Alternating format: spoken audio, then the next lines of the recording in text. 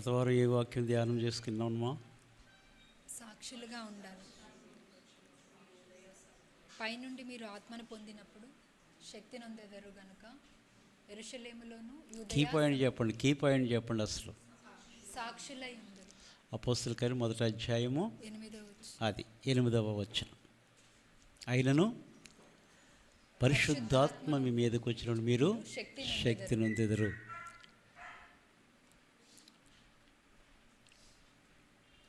దేవునికి సాక్షులముగా. మంగళవారం ఏమన్నాం? ఆశా నిగ్రహం. కోరికలు మనం అదుపులో పెట్టుకోవాలి. Self control. కోరికలు కనుక మనం అదుపులో పెట్టుకోకపోతే చాలా ప్రమాదం. దేవుని ఆత్మ పొందుకొని దేవుని ఆత్మ చేత నడిపింపబడుతున్నాం అనుకున్నప్పుడు మన యొక్క కోరికలు చాలా పరిశుద్ధాత్మ చేత నడిపింపబడే మనము చాలా జాగ్రత్తగా మన క్రియలు కానీ మన కోరికలు కానీ వాక్యానుసారముగా ఉండాలి. దైవవాక్యం. హల్లెలూయా.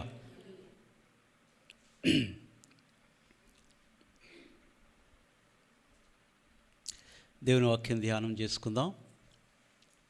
ఎఫెసీ పత్రిక 2వ అధ్యాయము 10వ వచనం. ఎఫెసీ పత్రిక 2వ అధ్యాయం 10వ వచనం. మరియు వాటి యందు మనము నడుచుకొనవలెనని దేవుడు ముందుగా సిద్ధపరిచిన సత్క్రియలు చేయుటకై మనము క్రీస్తు యేసునందు సృష్టింపబడిన వారమై ఆయన చేసిన పని అయి ఉన్నాము. అది దేవుడు ముందుగా సిద్ధపరిచిన, సెకండ్ లైన్ కదా, దేవుడు ముందుగా ఎఫెసీ పత్రిక 2వ అధ్యాయం 10వ వచనం సెకండ్ లైన్. దేవుడు ముందుగా సిద్ధపరిచిన సత్క్రియలు చేయుటకై మనము క్రీస్తు యేసునందు సృష్టింపబడిన వారమై ఆయన చేసిన పని అయి ఉన్నాము. క్రీస్తు యేసునందు సృష్టింపబడిన వారమై ఆయన చేసిన పని అయి ఉన్నాము. సత్క్రియలు చేయుటకు ఆయన చేసినటువంటి పని అయి ఉన్నాము. మనం ఉదయకాలం మనం ఏమై ఉన్నామో మనం తెలియక కాదు, కానీ వాక్యం ఏం చెప్తుంది మనము నేర్చుకోవాలి. హల్లెలూయా. అది నీవు కానీ నేను కానీ దేవుని వాక్యం ఏమి సెలవిస్తుందో దాని ప్రకారం మనం ఎప్పుడు చెప్పుకుంటాం కదా, క్రీస్తేసే ముఖ్యమైన మూలరాయి ఉండగా అపోస్తలులు ప్రవక్తలు వేసిన పునాది మీద మనము కట్టబడి ఉన్నాము. పునాది ఎప్పుడు కూడా బయటికి కనబడదండి కదండి. కనబడుతుందా? ఎంత గొప్ప కట్టడం కట్టినా పునాది ఎప్పుడు కూడా అసలు బయటికి మీకు కనబడదు. ప్రభు తన మహిమ నిమిత్తం దేవుడు తన సంఘాన్ని కట్టినప్పుడు ఆయనే ముఖ్యమైనటువంటి మూలరాయి అయి ఉండి ఆ ఘనతను అపోస్తలులకు, ప్రవక్తలకు, కాపరులకు, ఉపదేశకులకు దేవుడు ఆ భాగ్యాన్ని ఇచ్చాడు.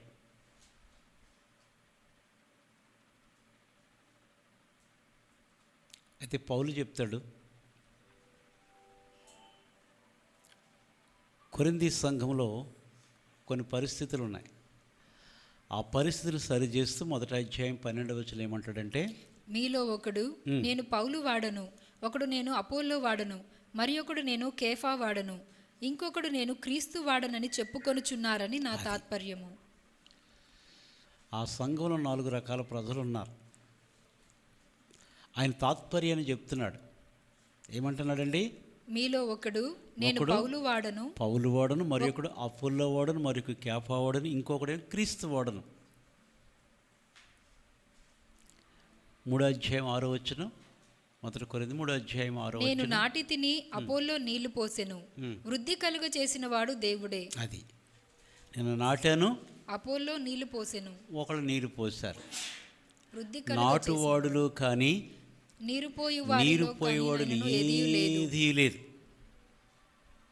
ఏది కూడా లేదు, ఏది లేదు. నాటువాడులు లేదు, నీళ్లు పోయేవాడును ఒక్కటే, కానీ వృద్ధి కలుగు చేయు దేవునిలోనే వృద్ధి కలుగ చేసేవాడు దేవుడే. సంఘాన్ని అభివృద్ధి చేసేవాడు దేవుడు, పరిశుద్ధాత్మ దేవుడు. మచ్చ, మడత, కళంకము అట్టిది మరి ఏది లేకుండా పరిశుద్ధమైన సంఘముగాను మహిమ కలిగిన సంఘముగాను దేవుడు దాన్ని కట్టుచూ స్థిరపరుస్తూ ఉన్నాడు.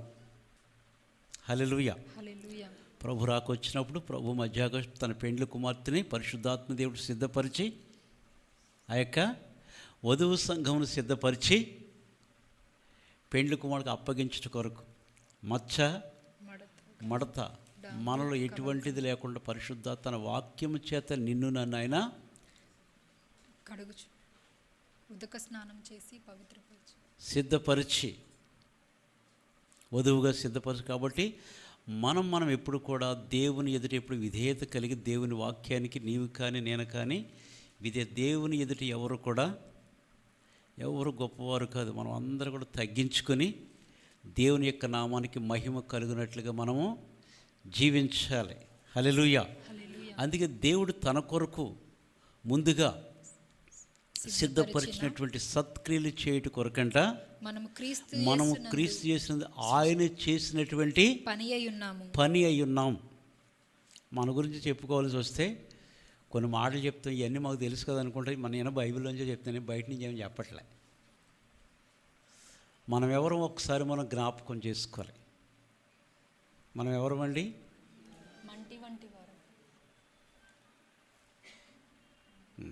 రూతు చెప్పింది మనం ఎవరమంటే అండి మంటి వారమని ఆయన జ్ఞాపకం చేసుకొనిచున్నాడు. 103 కీర్తన 14 వచ్చిన ప్రకారం మనము నిర్మింపబడిన రీతి ఆయనకు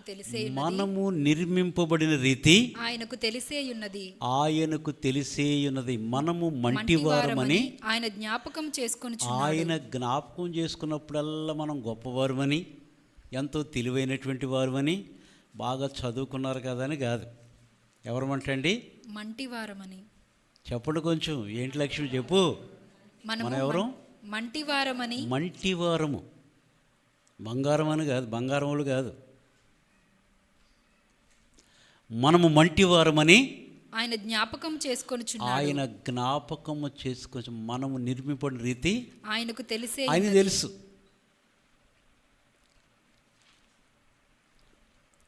ఆదికాండం 2వ అధ్యాయము 7వ వచనం. ఇది మన స్టార్టింగ్. ఆదికాండము 2వ అధ్యాయము 7వ వచనం. దేవుడైన యెహోవా నేలమంటితో నరుని నిర్మించి వాని అది దేవుడైన యెహోవా నేలమంటితో నరుని నిర్మించాడు. ఎంతమంది ఇక్కడ బంగారంతో నిర్మించబడ్డారు? వజ్రాలతో పొదగబడ్డారు? నవ్వుతున్నారేంటి? నేను పెద్ద జిగట మంటిని.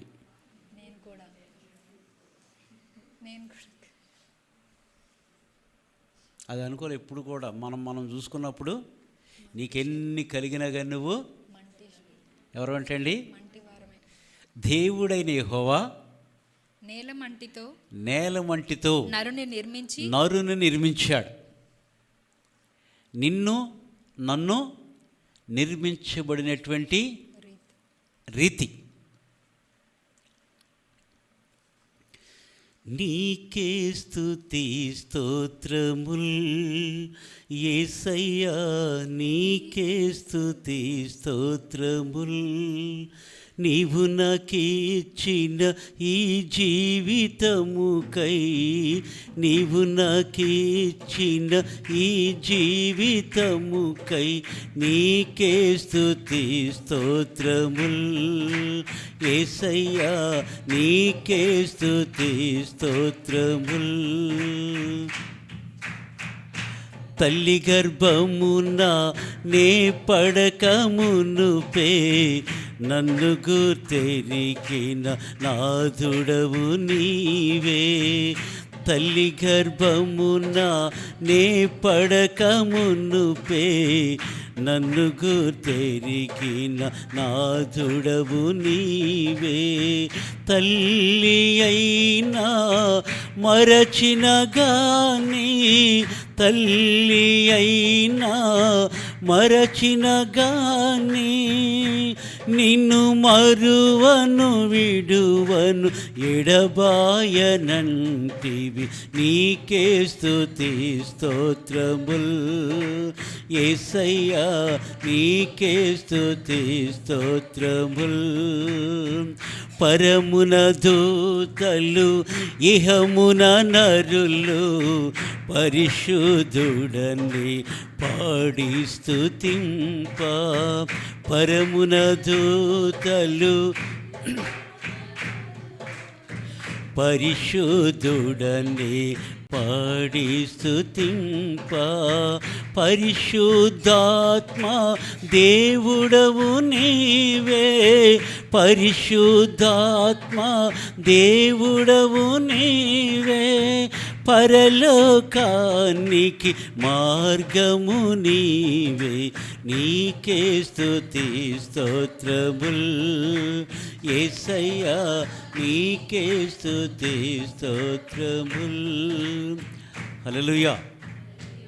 కాబట్టి దేవుడు చేసినటువంటి పని ఉన్నాం మనం అందరం కూడా. మన బ్రతుకు తలుసుకుంటే కనుక మనం ఎవరమంటే అండి, జిగట మన్ను. యెషయా గ్రంథము 64వ అధ్యాయము 8వ వచనం. యెహోవా నీవే మాకు తండ్రివి, యెహోవా నీవే మాకు తండ్రివి, మేము జిగట మన్ను, నీవు మాకు కుమ్మరి వాడవు, అది మేమందరము నీ చేతి పని అయి ఉన్నాము. నీవు మాకు కుమ్మరి వాడవు, మేమందరము కూడా నీ చేతి పని నీ చేతి పని, నీవు ఇచ్చినటువంటి రూపము. మనమందరం కూడా ఏంటండి, దేవుడు మనందరికి ఒక రూపం కలిగేసాడు. ఇక్కడ 30 మంది ఉన్నా కానీ 30 రకాల మొఖాలు ఉంటాయి. ఇంట్లో నలుగురున్న 4 స్వభావం, ఒకే స్వభావం. ఇంటి అందరికి ఒకే స్వభావం ఉంటుందండి. ఇంట్లో నలుగురు ఐక్యతగా ఉంటామంటే ఉంటారా? ఒకే స్వభావం ఉంటుందా? ఉంటుందండి? ఉండదు. దేవుడు మనకు ఒక రూపం ఇచ్చాడు.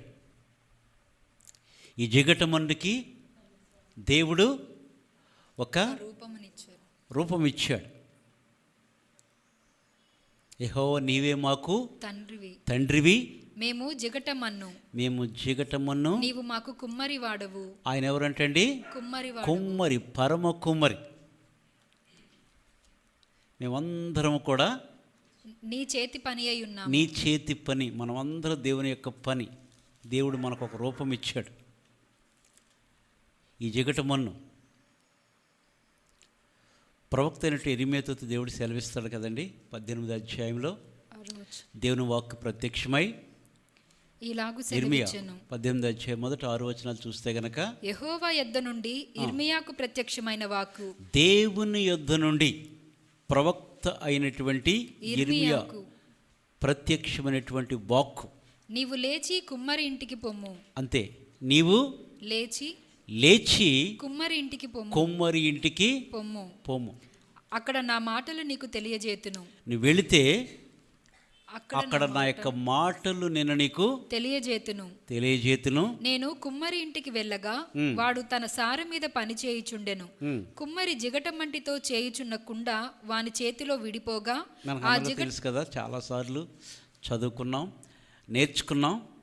ఆయనను దేవుడు మనతో మాట్లాడి మన బ్రతుకుని జ్ఞాపకం చేసినప్పుడు మనం చాలా చాలా జాగ్రత్తగా, నీవు లేచి కుమ్మరి ఇంటికి పోము. ఎందుకు వెళ్ళాలి అని కాదు, దేవుడు చెప్పాడు ప్రవక్తకి, నీవు లేచి కుమ్మరి ఇంటికి అననీతో కూడా చెప్పాడు దేవుడు, నీవు లేచి పలానా వ్యక్తి దగ్గరికి వెళ్ళు. సౌలు కూడా చెప్పాడు, నీవు లేచి పలానా స్థలానికి వెళ్ళు. వెళ్ళటం అని మన పని, కార్యం చేయట దేవుని పని. నువ్వు లేచి కుమ్మరి వాని ఇంటికి వెళ్ళమన్నాడు.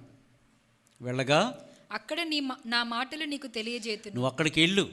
అక్కడికి వెళ్ళిన తర్వాత దేవుడు అన్నాడు, నా మాటలు నేను నీకు తెలియజేతును. వెళ్ళాడు. వెళితే కుమ్మరి ఇంటికి వెళ్ళగా వాడు తన సార మీద పని చేయుచుండెను. కుమ్మరి జిగటమంటితో చేయుచున్న కుండ వాని చేతిలో విడిపోగా ఆ జిగటమన్ను మరలా తీసుకొని కుమ్మరి తనకు యుక్తమైనట్టుగా దానితో మరి ఒక కుండ చేసెను. ఆయన చేతిలో ఆయన ఒక సారి పైన ఏం చేస్తున్నాడండి? పని చేయుచుండెను. పని చేస్తూ ఉన్నాడు. పని చేస్తుంటే ఏమైంది? జిగటమంటితో చేయుచున్న కుండ వాని చేతిలో విడిపోగా, కుమ్మరి వాని చేతిలో విడిపోయింది. విడిపోతే ఆ జిగటమన్ను మరలా తీసుకొని కుమ్మరి తనకు యుక్తమైనట్టుగా దానితో మరి ఒక కుండ చేసెను. ఆయనకు ఒక యుక్తమైన పాత్రగా, లేకపోతే యుక్తమైనటువంటి కూజ, లేకపోతే ఒక కుండగా ఆయన మరల దాన్ని మరి ఒక కుండ విడిపోతుంది కానీ మరల దాన్ని చేశాడు. అంతట యెహోవా వాక్కు నాకు ప్రత్యక్షమై ఈలాగు సెలవిచ్చెను, ఇశ్రాయేలు వారలారా. 5వ వచనం కదా, మరలా దేవుని వాక్కు ప్రత్యక్షమై ఈలాగు సెలవిచ్చెను, ఇశ్రాయేలు వారలారా, ఈ కుమ్మరి మంటికి చేసినట్లు నేను మీకు చేయలేనా? ఇదే యెహోవా వాక్కు. జిగటమన్ను కుమ్మరి చేతిలో ఉన్నట్టుగా ఇశ్రాయేలు వారలారా మీరు నా చేతిలో ఉన్నారు. దేవుని ప్రజలు ఇశ్రాయేలు వారంట జిగటమన్ను కుమ్మరి వాని చేతిలో ఉన్నట్టుగా మీరు నా చేతిలో ఉన్నారు. మనమందరం ఎవరి చేతిలో ఉన్నామండి? దేవుని చేతిలో. దేవుని చేతిలో ఉన్నాం. మనం చాలా జాగ్రత్తగా ఉండాలి. ఆయన నీకు నాకు ఒక, అందుకే మనం ఎప్పుడు కంగారు పడకూడదు. మనం ఎప్పుడు కూడా, ప్రసంగి చెప్తాడు ఒక మాట 12:7 ఏమంటాడండి? మన్నైనది వెనుకటి వలె మరలా భూమికి చేరును. అది ఎవరో? మనిషి శరీరం. నేనే కదా మట్టి. ఎంత చేసినా, ఎంత గొప్పగా పరిగెత్తినా, ఎక్కడికి వెళ్ళినా మరలా భూమికి చేరును. 6 అడుగులు అంతేనా? 6 అడుగులు పొడవు, 2 అడుగులు వెడల్పు. నువ్వెంత చేసినా కదా. ప్రసంగి మనిషి యొక్క ముగింపు గురించి దేవుడు మాట్లాడుతున్నాడు. ఈ 12:11 ఎక్కడో ఉంటుంది కదా, ఒక్క కాపరి వలన అంగీకరింపబడినట్లుగా దేవుని యొక్క వాక్యము ఒక్క కాపరి వలన, కాపరి, ప్రపంచ కాపరి, ఆత్మల కాపరి, ప్రభు అయినటువంటి యేసుక్రీస్తు వారు ఒక్క కాపరి వలన అంగీకరింపబడినట్లుగా ఉన్న దేవుని యొక్క వాక్యం. ఆయన ఒక్కడే కాపరి. ఆయన మంచి కాపరి. అందరూ మంచి కాపరులు కాదు. ఉన్నారా? లేరు. ఆయన ఒక్కడే నేను గొర్రెలకు మంచి కాపరిని. ఏ కాపరి కూడా ఎవరు ప్రాణం పెట్టరు. పెడతారా? మాటలు వేరు,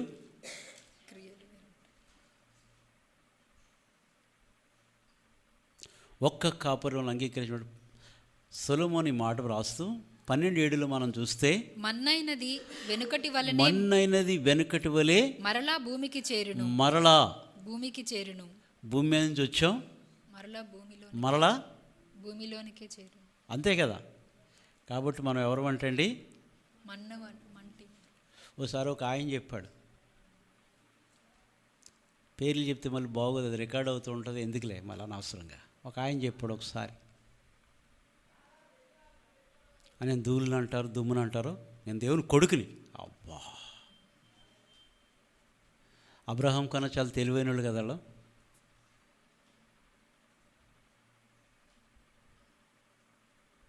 మొన్నైనది మరలా భూమికి చేరును.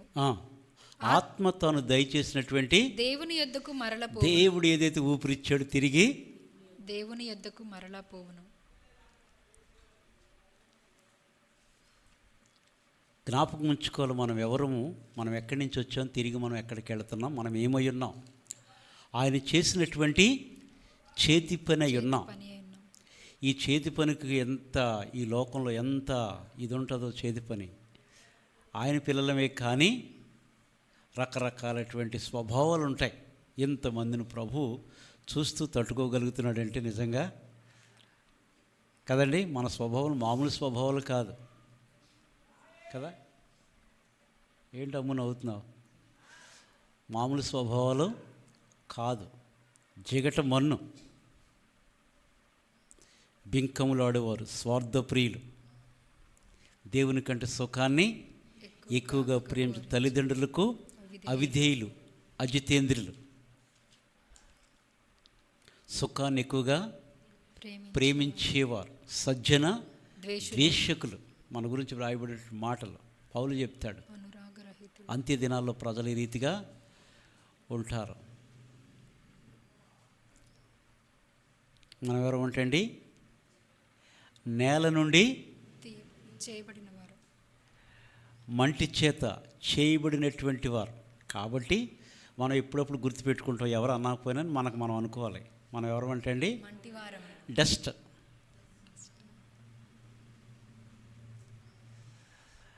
అబ్రాహాము దేవుని సన్నిధిలో ఉండి ఆ మనుషులు సొదొమ గొమొర్రా నాశనం చేయడానికి వెళ్ళినప్పుడు అబ్రాహాము 27వ వచనం, దుష్టులతో కూడా నీతిమంతులను నాశనం చేస్తావా ప్రభువా?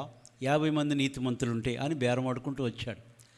18:27కి వచ్చేటప్పుడు అబ్రాహాము తగ్గించుకుని 18:27 అందుకు అబ్రహాము, ఇదిగో ధూళియు బూడిదయునైన నేను ప్రభువుతో మాటలాడు తెగించుచున్నాను. అది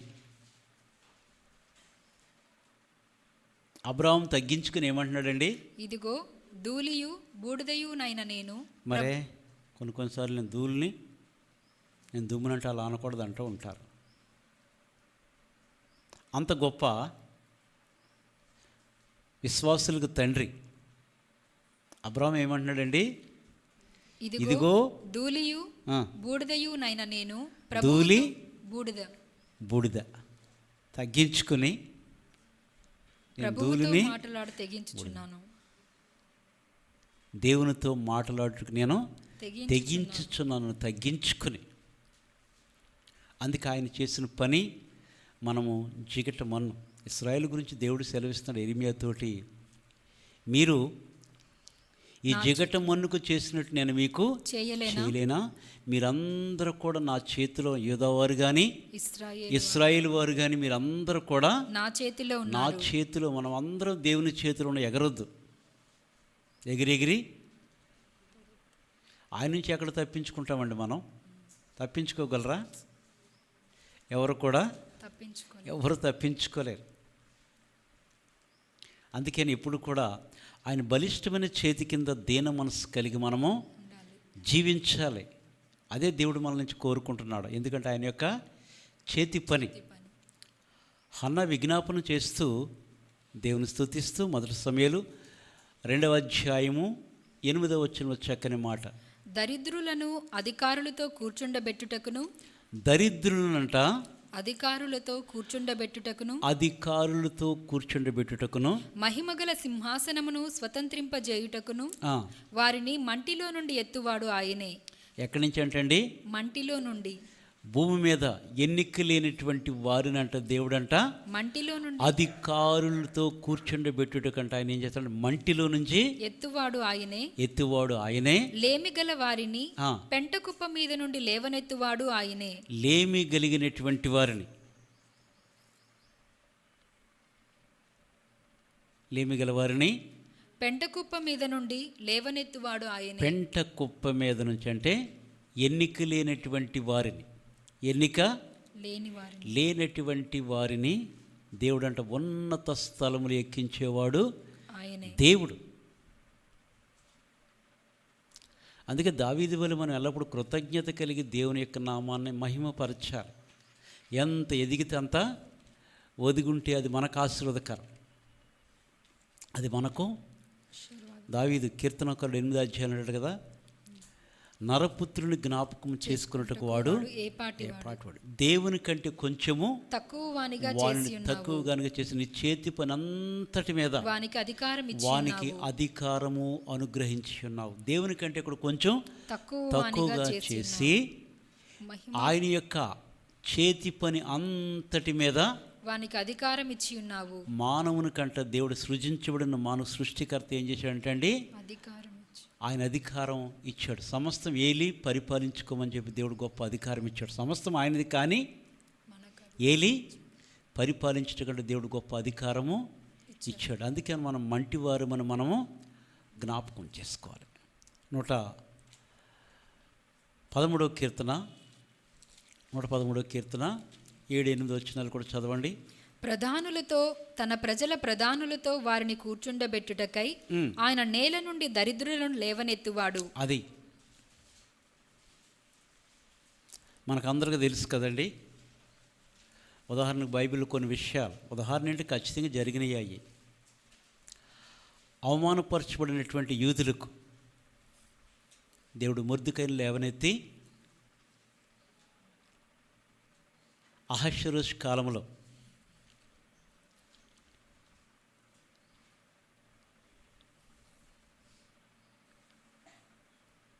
మొర్దెకైని దేవుడు హెచ్చించాడు. ఒక ప్రధానిగా ఎస్తేర్ 10వ అధ్యాయం మనం చూసుకుంటాం కదండి. ఆయన ఎట్లా లేవనెత్తాడంటండి, ఒక ప్రధానిగా మొర్దెకై స్థితి చూస్తే యూదుడైన మొర్దెకై రాజైన అహష్వేరోషునకు ప్రధానమంత్రిగా నుండి, అది అహష్వేరోషు కాలంలో ఎట్లా అంటే ప్రధానమంత్రిగా ఉండి తన వారందరితో సమాధానంగా మాట్లాడుచు చాలా ఇష్టడుగా ఉన్నాడు, చాలా సమాధానంతో. మొర్దెకై స్థితి చూస్తే గనక గోను పట్టు కట్టుకున్నటువంటి మొర్దెకైని దేవుడు ఎంతగానో హెచ్చించాడు. ఎవరైతే దీన మనస్సు కలిగి ఉంటారో అటువంటి వారిని దేవుడు ఎప్పుడు కూడా హెచ్చిస్తాడు. అలాగే బబులోను దేశంలో ఒక ఉన్నతమైనటువంటి స్థితిలో నెబుకద్నెజరు, బెల్షాజరు, దర్యావేషు కాలంలో దానియేలుని దేవుడు ఉన్నతముగా ఒక ప్రధాని యొక్క స్థానంలో దేవుడు ఆయన్ని హెచ్చించాడు. ఎన్నో అవమానాలు పొందాడు. అయినప్పటికీ దేవుడు దానియేలుతో ఉండి దానియేలుని ఎంతగానో హెచ్చించాడు. సొంత సహోదరులు, తోబుట్టువులు, నీళ్లు లేనటువంటి గోతులు తోసేసినటువంటి యోసేపు యొక్క జీవితాన్ని దేవుడు ఐగుప్తులో హెచ్చించాడు. 17వ ఏట కలగన్నాడు. 13 సంవత్సరాలు ఆ కళ నెరవేర్చుట కొరకు 30వ ఏట ప్రధాన అయ్యాడు. 80 సంవత్సరాలు ఐగుప్తుని పరిపాలించాడు ప్రధానిగా. వారి కాలంలో దేవుడు వారిని హెచ్చించాడు. మనుషులు పొగుడుతారు, అవమానపరుతారు, ఏదైనా చేస్తారు. కానీ మనుషుల యొక్క పొగిడింపుకు తొందరపడద్దు ఎప్పుడు కూడా. అర్థమైందండి? పొగిడేరు కాదని మనం ఊరికి పొగిడేరు మొలక చెట్టు ఎక్కిస్తారు. మొలక చెట్టు చాలా స్ట్రాంగ్ ఉంటుంది కదా. బొబ్బా చెట్టు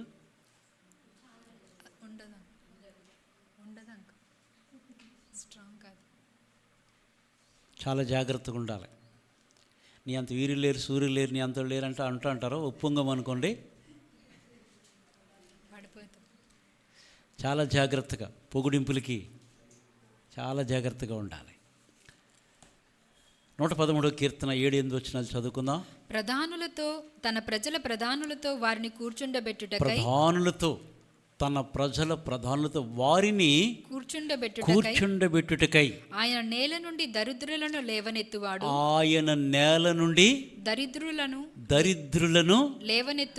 లేవనెత్తువాడు. పెంట కుప్ప మీద నుండి బీదలను పైకెత్తువాడు. పెంట కుప్పల నుండి దీనులను పైకెత్తే దేవుడు మన దేవుడు. హల్లెలూయా. దేనికి నిరాశ చెందకూడదు. దేవునిలో ఉన్నటువంటి వారిని దేవుడు తగిన కాలమంది ఆయన హెచ్చిస్తాడు. ఒక స్థానం ఇస్తాడు, ఒక దినాన్ని. ఏమీ భయపడం అక్కర్లేదు, దేవుడు ఇస్తాడు. ఎందుకంటే ఇదిగో ప్రతి వాని కొరకు వాని క్రియలు చెప్పిన సిద్ధపరిచినటువంటి జీతము లేక బహుమానము దేవుని యొద్ద ఉన్నది. ఈ లోకల్ మనుషులు మనకు బహుమతులు ఇవ్వచ్చు, మనల్ని పొగడవచ్చు, ఏమైనా చేయొచ్చు. కానీ దేవుని చేతిలో నుంచి పొందుకోవలసిన దాని కొరకు మనం ఎదురు చూడాలి. రేపు దేవుడిచ్చే మహిమ ఎదుట ఈ లోకపు శ్రమలు ఎన్నదగినవి కావు. దేవుడిస్తాడు బహుమానం, ఆయన ఇవ్వాలి. ఆయన చేతిలోంచి నమ్మకమైన మంచి దాసుడా అని పిలిపించుకునే గొప్ప యోగ్యత మనకే కావాలి. హల్లెలూయా. ఆ పరమ కుమ్మరి చేతిలో మనం ఎవరమంటండి? జగటి మంటివారు. మన్ను. రోమపత్రిక 9వ అధ్యాయము 20-21 మనకందరూ అవును గాని తెలుసు. ఓ మరి ఒకసారి జ్ఞాపకం చేస్తానా? అవును గాని ఓ మనుషుడా, ఉమ్, దేవునికి ఎదురు చెప్పుటకు నీవెవడవు? అసలు నువ్వెవడో? ఇలా కాదు ప్రభు అంటకు మనం ఎవరం? ఇలా జరగటానికి వీలు లేదంటకు మనం ఎవరం?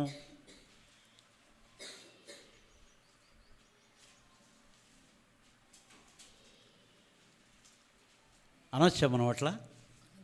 ఏదైనా ప్రభా అది నీ చిత్తానికి మేము వ్యతిరేకంగా ఏది కూడా, ఆయన చిత్తానికే మనం తల వంచాలి. తండ్రి యొక్క చిత్తానికి కుమారుడు ఏ రీతిగా తల వంచాడో మనము కూడా దేవుని వాక్యానికి, దేవుని చిత్తానికి ఆయన ఏది చేసినా ఎప్పుడు కూడా మేలైనదే చేస్తాడు.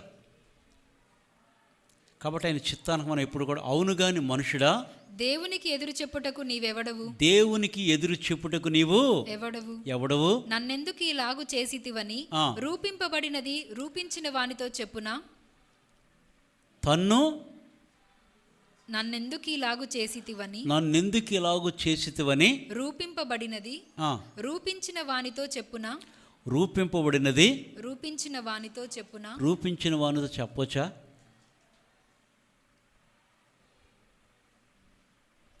ఈ దినాలు అదే జరుగుతూ ఉంటుంది.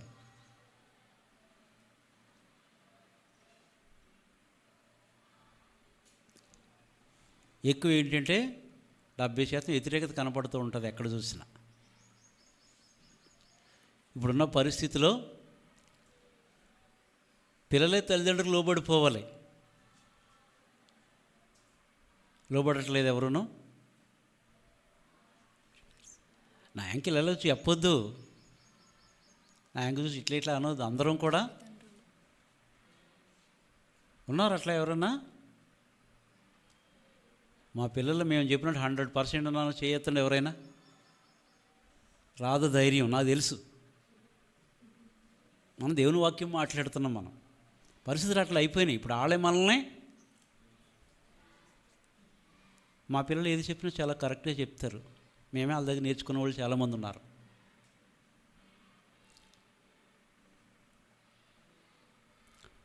రూపింపబడినది రూపించిన వానితో అంటే సృష్టికర్తతో మనము దేవుని ప్రశ్నించవచ్చా? ప్రశ్నించకూడదు. ఒక ముద్దలో నుండి ఒక ఘటము ఘనతకును ఒకటి ఘనహీనతకును చేయుటకు మంటి మీద కుమ్మరివానికి దేవునికి అధికారం ఉన్నదండి. ఒకటి ఘనతకు ఒకటి ఘనహీనతకు ఒకటి ఘనహీనతకు చేయుటకు మంటి మీద కుమ్మరివానికి అధికారం లేదా? మంటి మీద కుమ్మరివానికి అధికారం లేదా? నిన్ను నన్ను సరి చేయుటకు దేవునికి అధికారం ఉన్నదా లేదా? ఉన్నదా లేదా? అందుకే మన ప్రవర్తన అంతటిని కూడా దేవుని అధికారానికి మనము అప్పగించుకోవాలి. నీవు కానీ నేను కానీ దేవుని యొక్క అధికారానికి మనం అప్పగించుకోవాలి.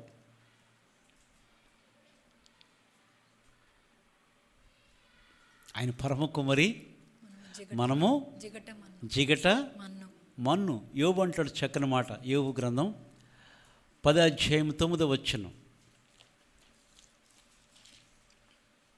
జిగటమన్నుగానున్న నన్ను నీవు నిర్మించితివి, ఆ సంగతి జ్ఞాపకం చేసుకొనుము. నీవు నన్ను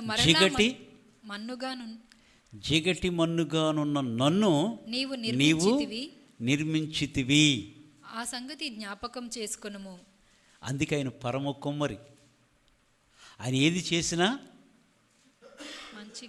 చేసినా అంతా మన మేలు కొరకే చేస్తాడు.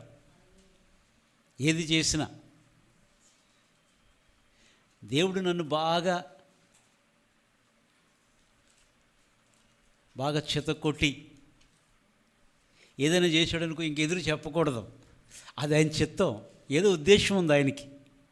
అలాగే నీ పట్ల కూడా దేవునికి ఉద్దేశం ఏదో ఉన్నది. ఆయన చిత్తానికి ఎప్పుడు కూడా నీవు కానీ నేను కానీ ఎదురు చెప్పకూడదు. ఇంకొకటి వల్లే ఉండాలనుకోవడం కూడా బుద్ధిహీనత. నీ తీసి వాళ్ళకి పెట్టాడు, వాళ్ళు తీసి నీకు పెట్టాడు దేవుడు ఎప్పుడు కూడా.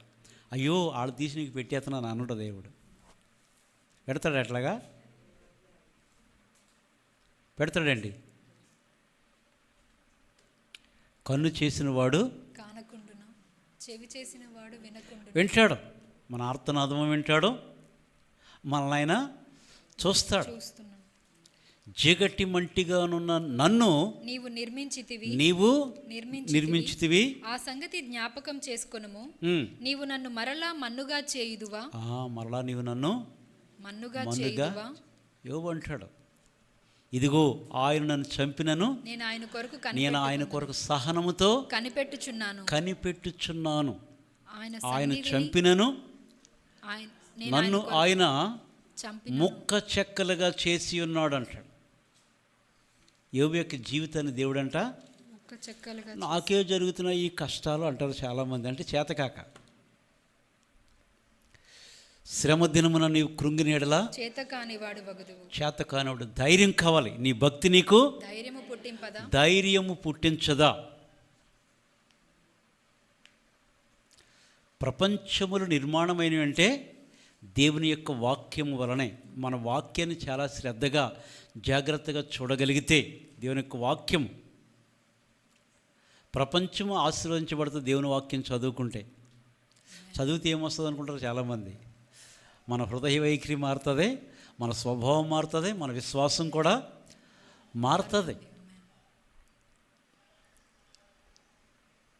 జిగట మన్ను, అందుకే గుర్తుపెట్టుకోవాలి. ఎవరు అంటే అండి మనం జిగట మన్ను.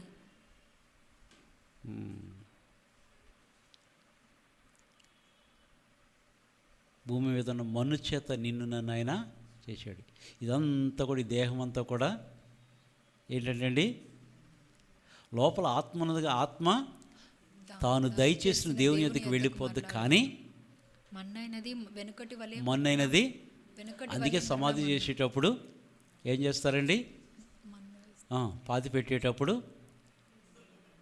తీసుకువెళ్ళి అందరూ ఒకసారి లాస్ట్గా అందరికి, కుటుంబ సభ్యులకి, వచ్చినటువంటి బంధువులు కానీ స్నేహితులు కానీ ఆత్మీయుల సమక్షంలో, ఇదిగో ప్రభు, ఇంతకాలం మా మధ్యలో నివసించిన ఈ సహోదరి కానీ లేక ఈ సహోదరుడు ఇంతకాలం మాతో ఉన్నాడు, ప్రభు తిరిగి నువ్వు చేర్చుకున్నావు, మన్ను అనేది వెనకటి వలె మన్నవును అని నువ్వు లేఖనం సెలవిచ్చిన ప్రకారము ఈ మంటిని మన్నుగా అప్పగిస్తున్నావు.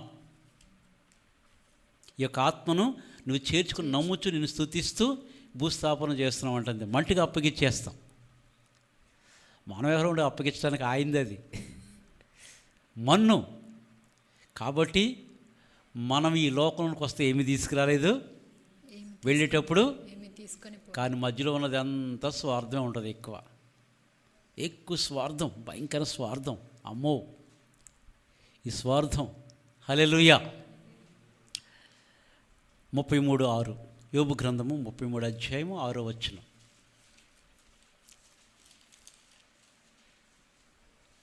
దేవుని ఎడల నేనును నీ వంటి వాడను, నేనును జిగటమంటితో చేయబడిన వాడనే.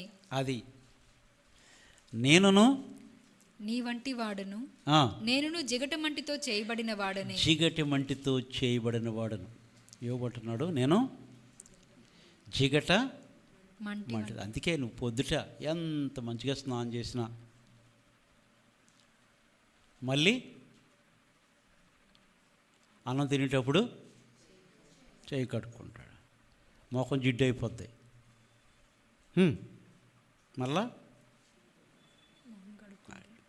మళ్ళీ సాయంత్రం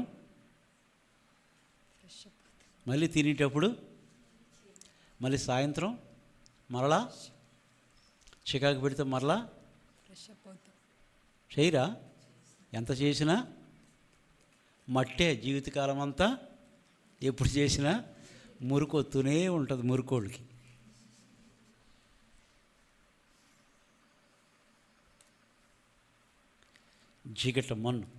జిగట మన్ను ఆయన పరమ కుమరి. రూపింపబడింది ఎప్పుడు? రూపించిన వానితో వాదించకూడదు మనం దేవుని ఎప్పుడు కూడా. ఆయన చిత్తానికి, ప్రభువా ఈ దినం నేను ఏమై ఉన్నానో నీ చిత్తం నా పట్ల అవమానం కలిగిన దేవుని స్తోత్రం.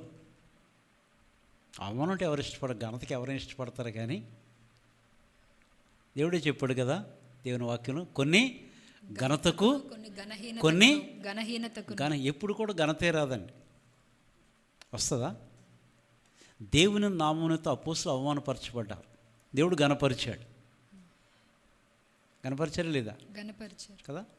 పౌలు శీలను తీసుకెళ్ళి దెయ్యం ఎలగొట్టినందుకు ఆ దెయ్యాలు చీలను కొట్టినాయి పాపం. అర్థమైంది మీకు? ఈడొక దెయ్యాన్ని ఎలగొడితే మిగతా దెయ్యాలను వచ్చి ఈయన లోపల వేయించినాయి. వేళ తక్కువ మధ్యరాత్రి వేళ దేవునికి ప్రార్థించు, ఒక లాయర్ని పెట్టుకుని మా కొరకు వాదించు అన్నారా? మధ్యరాత్రి వేళ బలము తెచ్చుకొని రక్తములు కారుచు ఉండగా దేవుని యొక్క నామాన్ని వారు స్తుతించగలిగారు. పెద్ద భూకంపము కలిగింది. ఎవరైతే అధికారిగా ఉన్నారో జైలరు రక్షణ పొందాడు. ఇక బాప్తీసం తీసుకుని రక్షణ పొందాడు, ఇంక విడిచిపెట్టాడంట, రిజైన్ చేశాడంట, వాళ్ళతోటి వెళ్ళిపోయాడంట.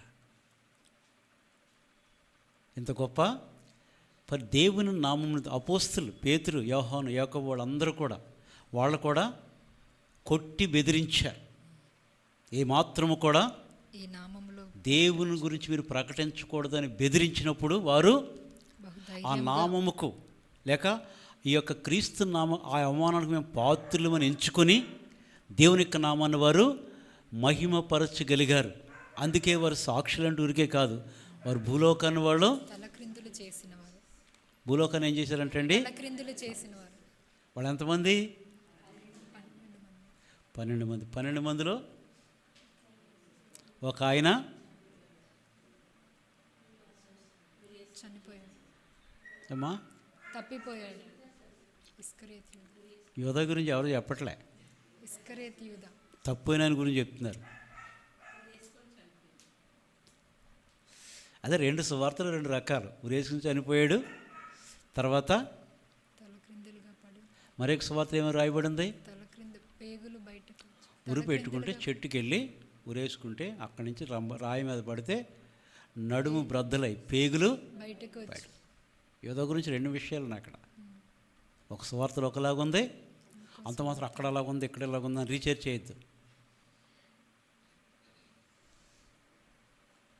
ఉరి పెట్టుకుని చనిపోయి మరి ఒక చోట నడుము బ్రద్దలై చెట్టు కొమ్మకు వేలాడుతూ ఉన్నాడు. ఆ యొక్క వెయిట్కి ఏమైందంటే అండి, మీకు తెలుసా, మామూలు మనిషి కంటే కూడా చచ్చిపోయిన డెడ్ బాడీ చాలా బరువు ఉంటుంది. మోసిన వాళ్ళకి తెలుస్తుంది అది. కొందరైతే ముట్టుకోరు, దూరం చూసి వెళ్ళిపోతారు. డెడ్ బాడీ చాలా బరువు ఉంటుందండి.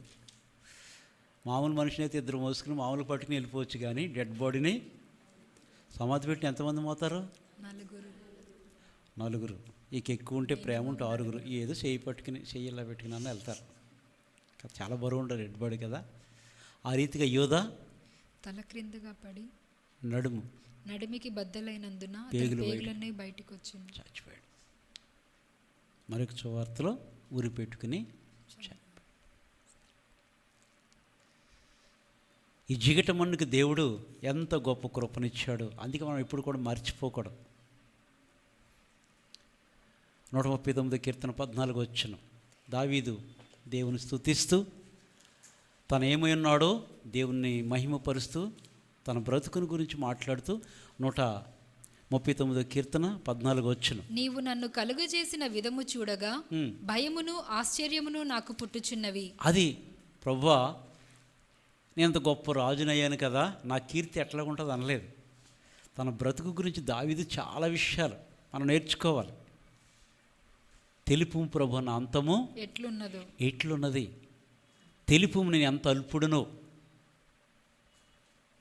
నీ ఎంత అల్పుడును, నా అంతము ఎట్లున్నది. నీవు కలుగు చేసిన విధము చూడగా భయమును ఆశ్చర్యమును నాకు పుట్టుచున్నది. ఒక భయము ఒక ఆశ్చర్యము. అంతే కదండి. గొర్రెల దొడ్డులో గొర్రెలు మేపుచున్న వ్యక్తిని ఇశ్రాయేలుకి చక్రవర్తిగా దేవుడు చేశాడని 40 సంవత్సరాల మాటల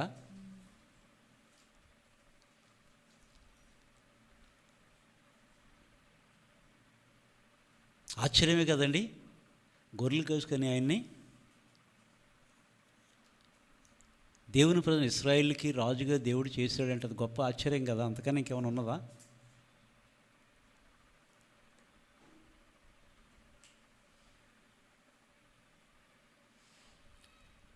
క్రీస్తే దావీదు కుమారుడిగా పిలువబడ్డాడు. అంత గొప్ప ఆధిక్యత.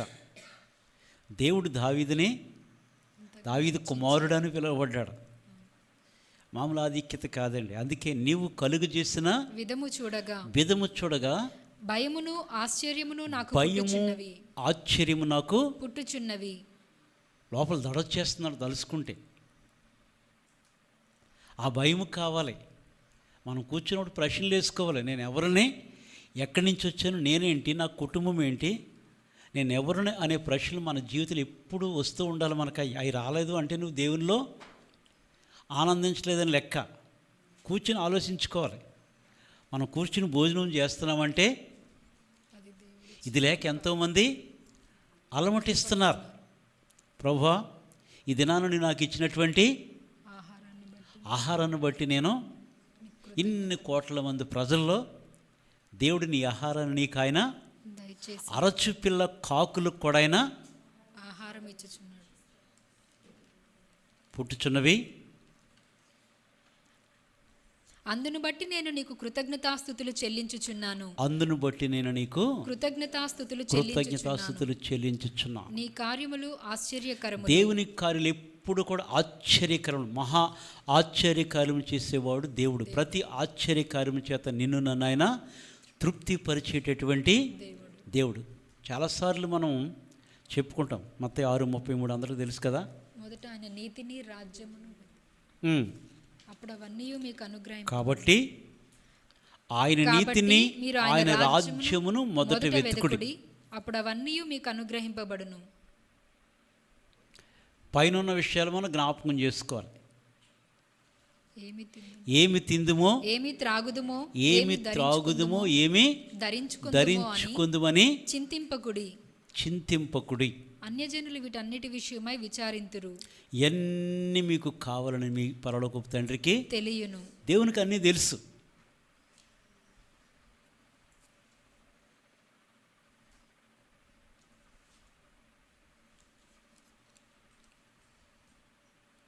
అందుకే ఆయన నీతిని ఆయన రాజ్యమును మొదట వెతికితే అప్పుడు అవన్నీ మీకు అనుగ్రహింపబడును. అవన్నీ ఇస్తాడు. ఆహారము కంటే ప్రాణమును, వస్త్రము కంటే దేహము గొప్పవి కావా. దేహం ఇచ్చిన దేవుడు ఖచ్చితంగా నీ కప్పుకోవడానికి ఆయన వస్త్రం ఇస్తాడు. ప్రాణం ఇచ్చిన దేవుడు దాన్ని ఖచ్చితంగా పోషిస్తాడు, కాపాడుతాడు. అందుకే ఆకాశ పక్షులను చూడమంటాడు. ఆకాశ పక్షులను చూడుడి, అవి విత్తవు, కోయు, వాటికి ఏం పొలాలు లేవు, గజం భూమి కూడా లేదు వాటికి. ఉన్నాయా? అయ్యేం రిజిస్ట్రేషన్ చేయించుకుంటాయా? నువ్వెంత గొప్ప రైతువైనా సరే నీకంటి ముందు అయ్యే తింటాయి ఫలాలు. నువ్వు వేసేసి ఇది మేమే తినాలి ఫస్ట్ ఫ్రూట్ అనుకుంటావు. నువ్వు నీకంటే ముందు పురుగులు, పక్షులు అయ్యే తింటాయి ఫస్ట్, తర్వాత నువ్వు నేను సెకండ్. ప్రభు చెప్పాడు ఆకాశ పక్షులను చూడమన్నాడు. మనకు అర్థమైపోద్ది దేవుని నీతి. మనం బ్రతుకుతున్నప్పుడు ఆకాశ పక్షుల వైపు చూడాలి. పక్షులు ఎప్పుడు తింటామంటే దేవుని స్తుతించమన్నాడు. మనం తింటాం ఇలా ఏమో అమ్మో చక్కగా 4 ఏళ్ళు వెళ్ళేటప్పటికి కడుపు నిండిపోద్ది, గొంతు కాడికి వచ్చేస్తుంది. ఇలా ఏమో సండే అబ్బా. ఒకసారి సండే కూడా మర్చిపోయి మహానుభావులు ఉంటారు. ఇవాళ సండే అన్నట్టు. సండే అంటే ఎట్లాంటి ఆశ ఉండాలి తెలుసండి. దావీదు వలె భక్తుడు నేను ఎప్పుడు దేవుని సన్నిధిలో నేను కనబడదును. ఒకవేళ కష్టాలు వచ్చినప్పుడు నీ దేవుడు ఏమాయనని నా శత్రువులను ఎక్కిరిస్తారేమో నేను ఎప్పుడు దేవుని సన్నిధిలో కనబడదు. కోరాహు కుమారుల వలె 1000 దినం దేవుని బలిపీఠ మీద పిచ్చుకలకు నివాస స్థలము దొరికిను, వానకోవిలి కంట గూటి స్థలము దొరికిందంట. నీ మందిరంలో నివసించే వారందరూ కూడా ధన్యులు. వారు నిత్యము ఆయన బలిపీఠం యుద్ధమనమాట. ఎందుకంటే దేవుని మందిరములో ఒక్క దినము గడుపుట 1000 దినాల కంటే కూడా శ్రేష్టం. అందుకే దేవుని సన్నిధిలో మనం గడపటం నేర్చుకోవాలి. హల్లెలూయా. హల్లెలూయా. ఏదో ఇంపార్టెంట్ పని ఉంటే మనం కాదనం, ఏమైనా ముఖ్యమైన అవసరతలు ఉంటే అది వ్యక్తిగతం, కానీ సాధారణంగా దేవుని సన్నిధిని మాత్రం ఎప్పుడు కూడా నిర్లక్ష్యం చేయటం కానీ లేదా అనారోగ్య కారణం తప్ప కానీ చాలా జాగ్రత్తగా ఉండాలి. దేవుని సన్నిధిలో అనాలోచితంగా కూడా ఉండకూడదు.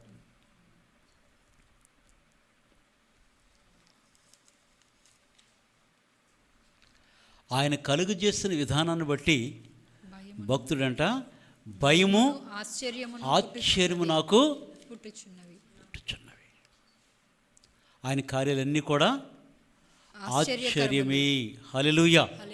ఎందుకంటే మన దేవుడు అంత గొప్ప దేవుడు. 45 యెషయా గ్రంథం 45 అధ్యాయము 9వ వచనం.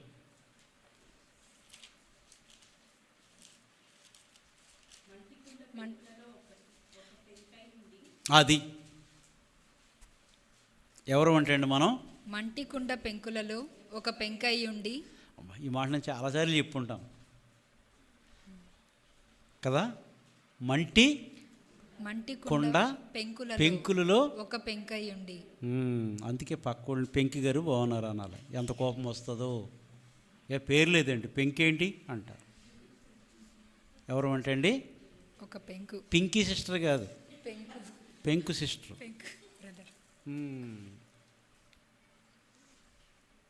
మంటి పెంకులలో ఒక పెంకై ఉండి తన్ను సృజించిన వానితో వాదించు వానికి శ్రమ.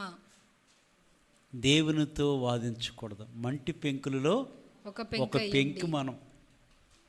అందుకే ఇశ్రాయేలు వారిని కూడా యూదావారి గురించి ప్రభు ఇర్మియా, ఇప్పుడు మనం రెఫరెన్స్ అది కాదు కానీ 19వ అధ్యాయంలో మనం చూస్తే కనుక 19వ అధ్యాయానికి వచ్చినప్పుడు ఒక కూజ కొనమంటాడు. కొండ కొని వారందరూ చూస్తూ ఉండగా ఇలా తీసి కొండ ఏమవుతుంది, పెంకులు అయిపోద్ది. మళ్ళీ బాగు చేయనంటే పెంకులు అవుతుంది. కొండ పగల కొడితే ఎన్ని పెంకులు అవుతుందమ్మా? చాలా. ఏంటి లక్ష్మి, ఎప్పుడు పగల కొట్టలేదు కొండ నువ్వు? కొండ పగల కొడితే చాలా మామూలుగా కాదు, 20 పెంకులు అవుతుంది, కనీసం 20 అన్న అవుతుంది. ఇట్లా ఎత్తి ఇలా పడేయండి కొండ. స్టీల్ బిందె అయితే కనుక చట్ల పడుతుంది, కానీ కొండ అయితే మామూలుగా కాదు కదా. పెంకులలో ఒక పెంకై ఉండి తను సృజించిన వానితో వాదించు వానికి శ్రమ. తను సృజించిన వానితో వాదించకూడదు. దేవునితో ఎప్పుడు కూడా మన వివాదము పెట్టుకోకూడదు. ఆయన ఏది చేసినా మేలే చేస్తాడు. మనమే పాడతాం నిరాశంతో, మేలు చేయక నీవు ఉండలేవయ్యా, ఆరాధించక నేను ఉండలేనయ్యా, మేలు చేయక నీవు ఉండలేవయ్యా.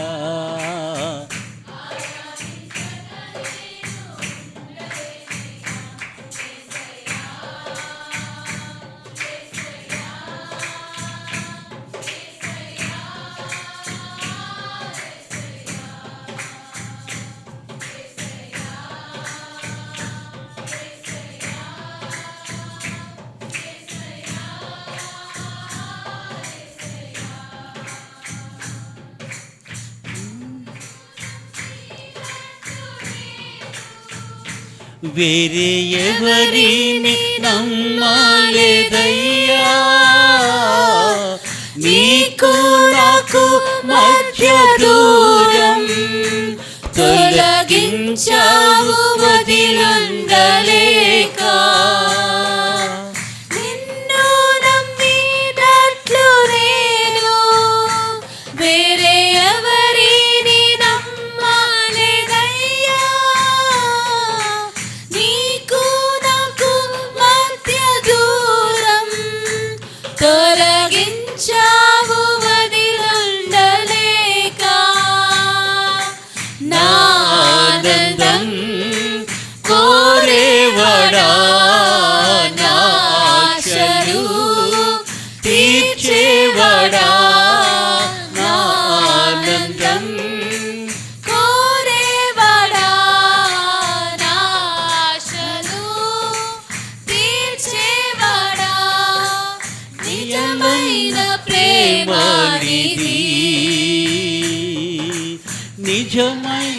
ధన్యత నాది. యేసయ్యా యేసయ్యా యేసయ్యా యేసయ్యా యేసయ్యా యేసయ్యా యేసయ్యా.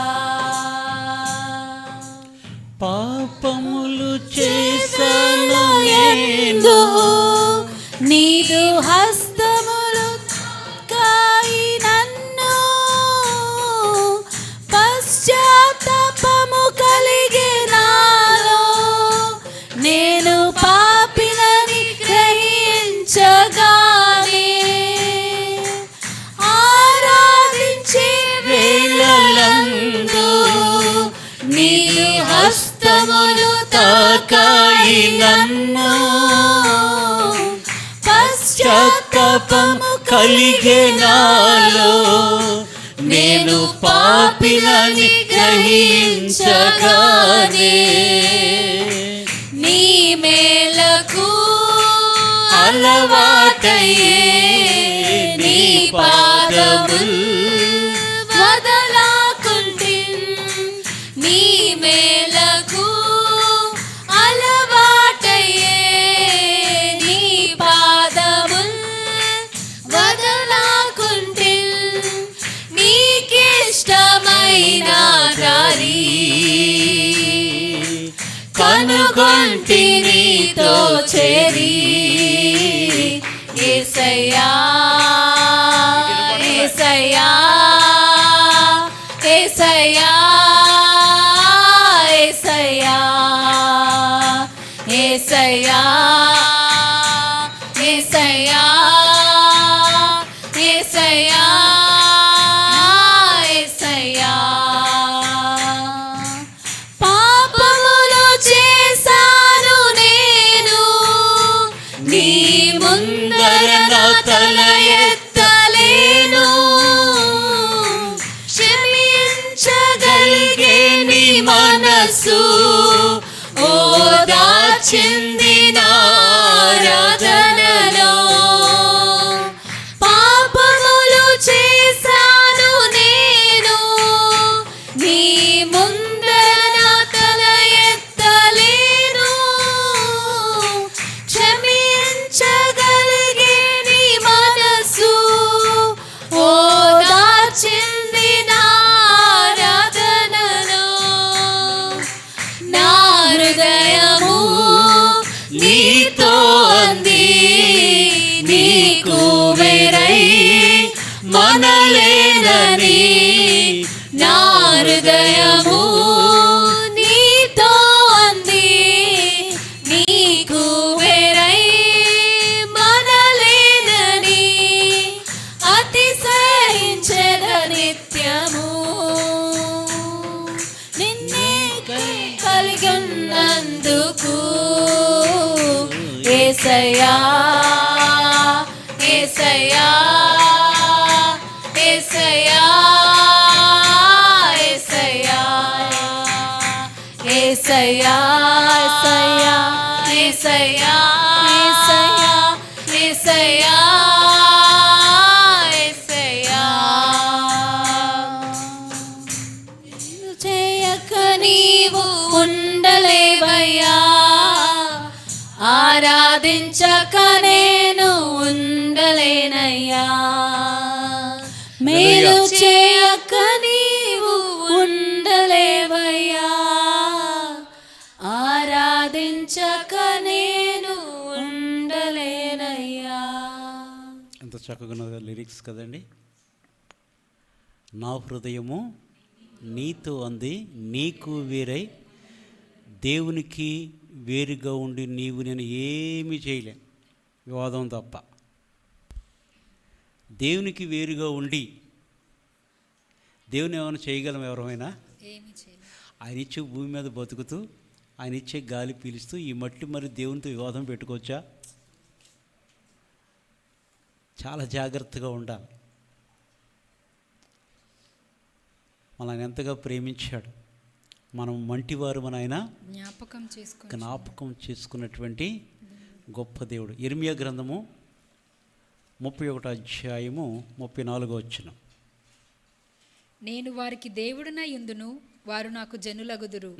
వారు మరి ఎన్నడును యెహోవాను గూర్చి బోధనొందుదము అని తమ పొరుగు వారికి గాని తమ సహోదరులకు గాని ఉపదేశము చేయరు.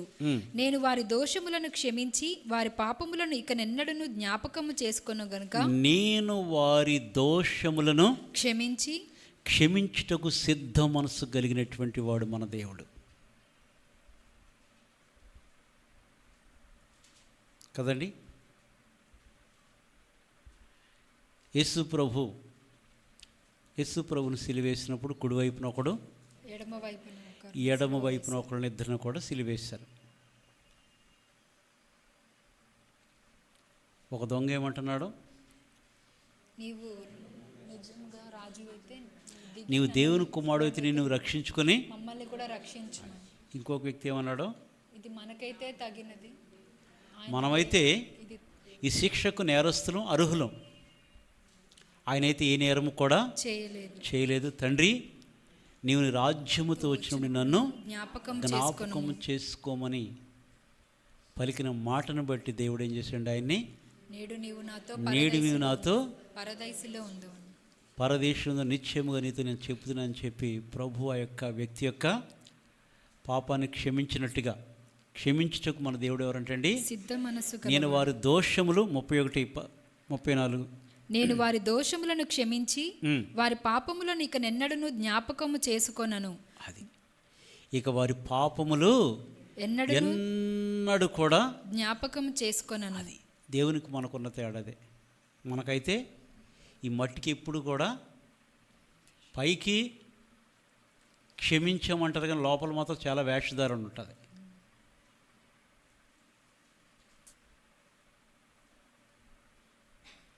ఎదురుగున కనపడితే సారీ అంటే అయిపోతుంది అనుకుంటాం మనం. లోపల మాత్రం ఈ మట్టి స్వభావం మారదండి. మారుతుందా? చాలా ప్రమాదం ఈ మట్టి.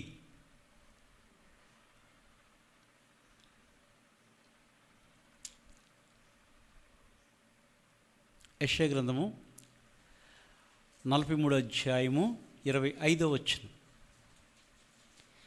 నేనే నా చిత్తానుసారముగా నీ దేవుడు అంటున్నాడు ప్రవక్త ద్వారా, నేనే నా చిత్తానుసారముగా నేనే నా ఇష్టానుసారముగా లేకపోతే నా చిత్తానుసారముగా నీ అతిక్రమములను తుడిచివేయుచున్నాను. మన అతిక్రమములన్నీ కూడా దేవుడు అంట తుడిచివేస్తాడంట. ఇట్లా నేను నీ పాపములను జ్ఞాపకం చేసుకొనను.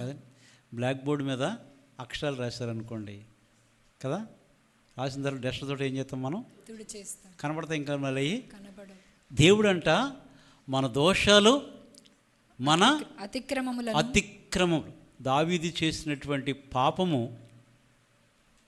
ఒక్కదానికి 4 అంతలు చెల్లించుకున్నాడు.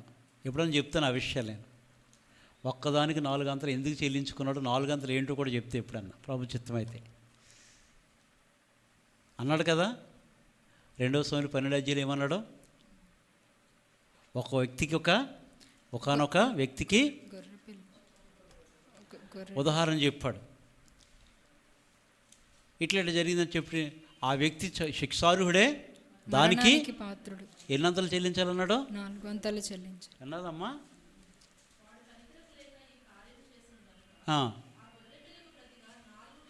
4 గొర్రె పిల్లలు చెల్లి దావీదు ఇప్పుడు ఎన్ని చెల్లించాలండి? 4.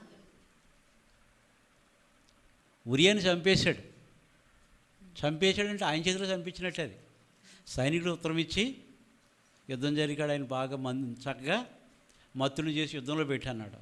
ఆయన చేతికి లెటర్ ఇచ్చి పంపించి ఆయన చంపించి, అదంత దుర్మార్గం అండి. పరలోకం చూస్తుంది కదా, దేవుడు చూస్తున్నాడు.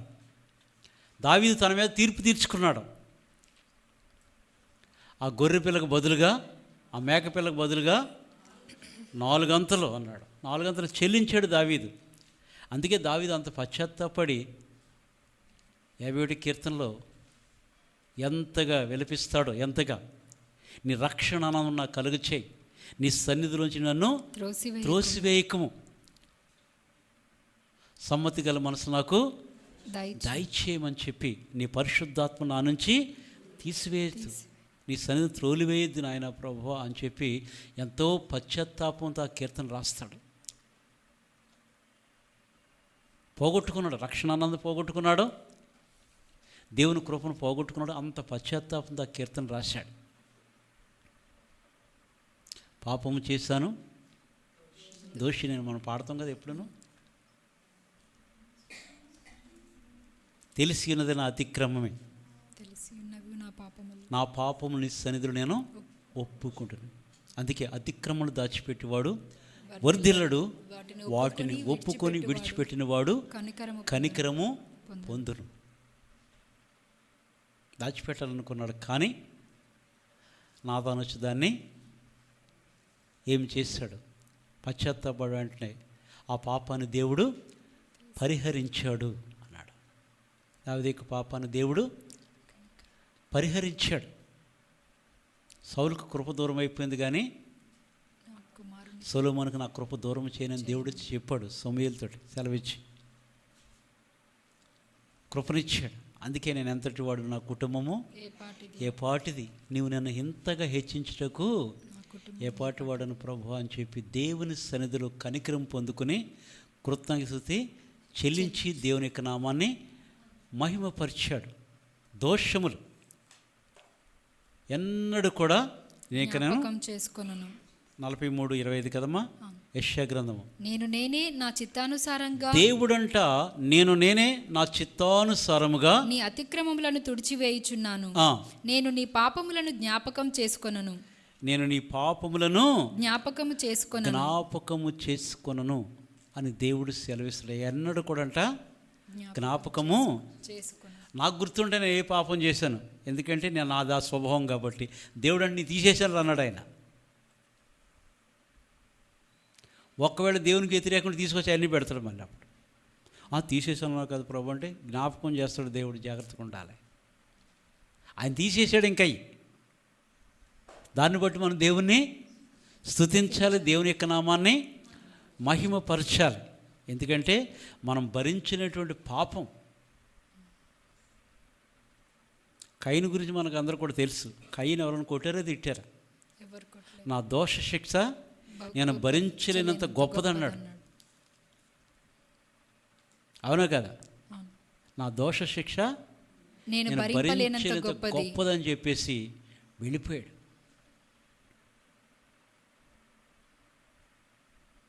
ఆయన ఎవరో వెలివేయలేదు, తను శపించుకుని ఆయన వెళ్ళిపోయాడు.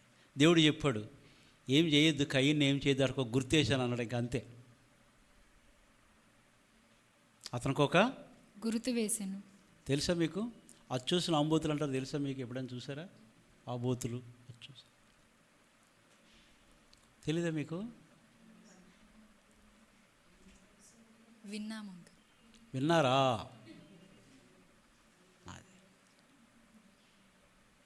ఏమీ లేదు, ఇంకా వాటికి ముద్రలేసి విడిచిపెడితే ఇంకా ఎవడది లాక్కుని ఎవరు ఏమన్నారు ఇంకా వాటిని ఇడ్డి అంటారు తప్ప కొట్టరు తిట్టరండి, పోతాయి అంతే.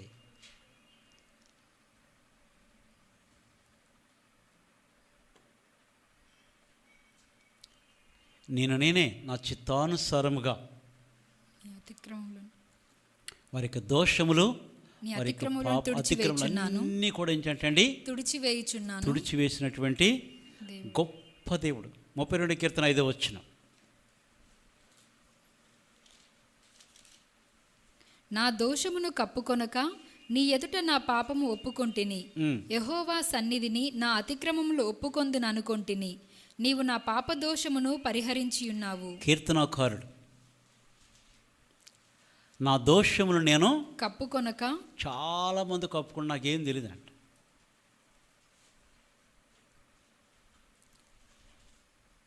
నువ్వే కదా పాపం చేస్తుంటే 2 చేతులు ఎత్తాడు. ఎవరు? దావీదు.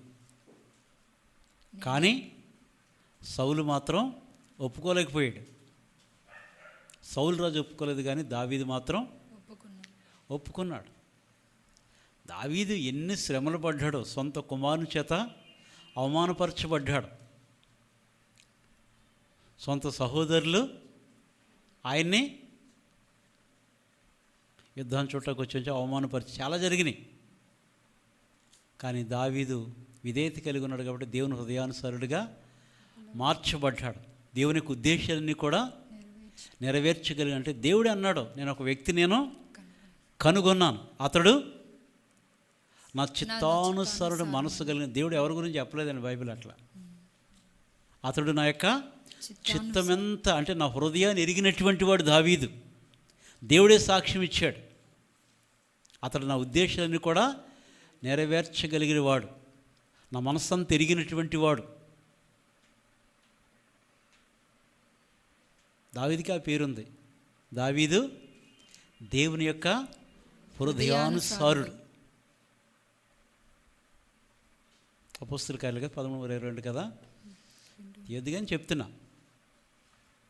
హల్లెలూయా. ఆయన ఎదుటంట దావీదు ఒప్పుకున్నాడంట. 32:5 అంటున్నాడు కదా, నా దోషమును కప్పుకొనక నీ ఎదుట నా పాపము ఒప్పుకొంటిని. ఆదాము గారు ఏం చేశారు? తినొద్దంటే తినేసి, ఆదామా నువ్వు చేసిన పని ఏంటంటే ఇదిగో నువ్వు నాతో కూడా, అసలు నువ్వు నాకు ఇవ్వబోతే గొడవ లేకపోయినా అంటున్నాడు. ఈమె నాకు అట్టుకొచ్చి ఇచ్చింది, నా నోరైతే తిన్నది అంటున్నాడు. దేవుడు చెప్పింది ముందు ఎవరికి? ఆదాముకి. ముందు చెప్పింది ఆదాముకి, నువ్వు తినే దినమును నిత్యముగా సచ్చెదవు అని దేవుడు చెప్పాడు. మళ్ళీ దేవుని దగ్గరకు వచ్చి ఇదిగో నాతో ఉండుటకు నీవిచ్చిన ఈమె తిన్నది, నా నోరు తిన్నది, నా కడుపు నిండింది, కానీ ఇదంతా నువ్వే చేసావు అన్నట్టు మాట్లాడుతున్నాడు. నా దోషమును కప్పుకొనక నీ ఎదుట నా పాపము ఒప్పుకొంటిని. యథార్థ హృదయుడై. దావీదుకు రాయబడిన మాట ఏంటి తెలుసండి? యథార్థ హృదయుడై దేవుణ్ణి వెతికినటువంటి వాడు. యెహోవా సన్నిధిని నా అతిక్రమములు ఒప్పుకొందుననుకొంటిని, నీవు నా పాపదోషమును పరిహరించి ఉన్నావు. ఆ పాపదోషాలన్నీ కూడా దేవుడంట పరిహరించినటువంటి దేవుడు. యెషయా గ్రంథము 44:22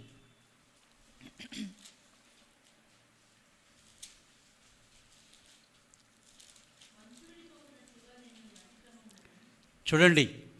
మన అతిక్రమములంట మంచు విడిపోనట్లుగా, తర్వాత పాపాలేమో మబ్బు తొలగిపోనట్లు, అతిక్రమలను మంచు విడిపోయినట్లుగా.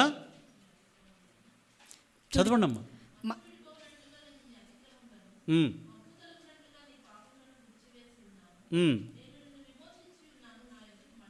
అది దేవుడు విమోచిస్తేనంట అతిక్రమములు, దోషములు, పాపములు మంచు మబ్బు తొలగిపోయినట్లు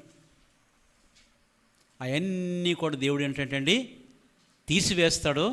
ఆయన యొద్దకు మనం ఏం చేయాలంటే మళ్ళుకోవాలి. మనం ఆయన యొద్దకు మనము వెళ్ళాలి. ఎందుకంటే దేవుడు అంటే దయగలిగినటువంటి దేవుడు. హెబ్రీ 8:12 నేను వారి దోషముల విషయమై దయ కలిగి, తన ప్రజల యొక్క దోషముల విషయములో దయగలిగి వారి పాపములను ఇకను ఎన్నడను జ్ఞాపకం చేసుకొననని ప్రభువు సెలవిచ్చుచున్నాడు. పాపములు ఇక ఎన్నడూ కూడా జ్ఞాపకము చేసుకొననని ప్రభువు సెలవిస్తున్నాడు. దయగలిగి. అందుకే కృతజ్ఞత చాలా అవసరం అండి. కృతజ్ఞత అనేది ఏంటో హృదయంలోంచి రావాలి, పెదవుల్లోంచి కాదు. దేవునికి కృతజ్ఞత బుద్ధి లేకపోతే చాలామంది ఇష్టపడరు. కృతజ్ఞత లేని వాళ్ళు ఎవరు కూడా ఇష్టపడతారా? చాలా కాలంగా ఒక దైవజనుడు పీజీ వర్గీస్ గారు చెప్పారు ఈ మాట. ఇప్పుడు కాదు, నేను హైదరాబాద్ వచ్చిన కొత్తలో ఆయన ఒక మాట చెప్పాడు. అందరికీ తెలిసిన విషయాలే, కానీ ఒక కుక్క కంట ఎవరో గుద్దేసి వెళ్ళిపోయారు, కాళ్ళు ఇరిగిపోయింది. 2-3 కుక్కలు పాపం దాని చుట్టూ తిరుగుతూ ఉంటే ఒక డాక్టర్ గారు చూశాడంట, పశువుల డాక్టర్. చూసి ఒక మనిషిని పంపించి దాన్ని తీసుకొచ్చి దాన్ని బాగు చేసి చక్కగా కట్లు అది కట్టి మంచిగా ఒక 10-15 రోజులు ఆయన దగ్గర చూసుకుని చక్కగా మంచిగా పెట్టి తర్వాత విడిచిపెట్టాడు. మామూలుగా అయిపోయింది కుక్క. గాయపడిన కుక్కలన్నీ తీసుకొచ్చిందంట ఆయన ఇంటి ముందుకు ఒక రోజు. అది అందుకే కుక్కకి ఏమంటారు? విశ్వాసం. అది మనుషులకి విశ్వాసం లేదంటాడు.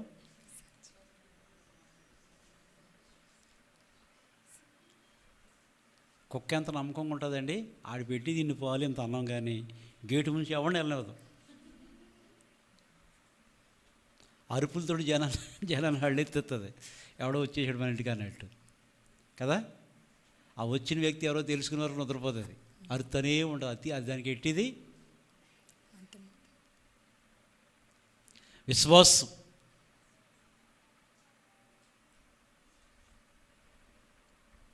మబ్బు తొలగిపోనట్లుగా, మంచు విడిపోనట్లుగా దేవుడంట వారి దోషముల విషయము దయగలిగి వారి పాపములను ఇకను వారి పాపములకి ఎన్నడూ కూడా నేను జ్ఞాపకము చేసుకొననని. మన పాప మూటంతంట ఎక్కడ ఇసిరేసాడు అంటండి. పాప భారం మనకు తెలితే గుండె ఆగిపోతుంది. పాపం ఎంత భయంకరమైంది. సాధు సుందర్ సింగ్ గారు చెప్తారు ఆ మాట. నీటిలో స్నానం చేస్తే నీటిపైన ఎన్ని నీళ్ళు వెళ్ళినా ఏ బరువు ఉండదంట. ఒక్క కొండ నీటిలోంచి బయటకు వస్తే మోసుకొస్తే బరువు వేస్తుంది. మన మీద ఎన్ని కెరటాలు వెళ్ళినా కానీ ఎంత బరువు కూడా కనపడదు. అర్థమైందా? నీటిలోంచి స్నానం చేసామనుకోండి, ములిగామనుకోండి, ఎన్ని నీళ్ళు వెళ్ళిపోతాయి? కెరటాలు వెళ్ళిపోతాయి. ఎంత బరువు కూడా అనిపిస్తుంది. అదే నీటిలోంచి ఒక కొండ మోసుకు రావాలంటే కొంచెం బరువు. దేవుడు దయగలిగంట వారి దోషములు కానీ వారి పాపములు ఇక ఎన్నడూ కూడా నేను జ్ఞాపకము చేసుకొనని దేవుడంట సెలవిస్తున్నాడు.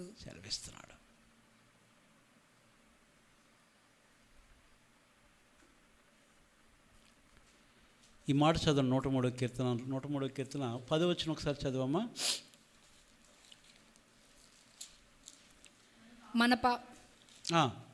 మన పాపములను బట్టి మనకు ప్రతీకారం చేయలేదు, మన దోషములను బట్టి మనకు ప్రతిఫలం ఇయ్యలేదు. భూమి కంటే ఆకాశం ఎంత ఉన్నతముగా ఉన్నదో ఆయన యందు భయభక్తులు గలవారి ఎడల ఆయన కృప అంత అధికముగా ఉన్నది. పడమటికి తూర్పు ఎంత దూరమో ఆయన మన అతిక్రమములను మనకు అంత దూరపరిచి. పడమటికి తూర్పు ఎంత దూరమో.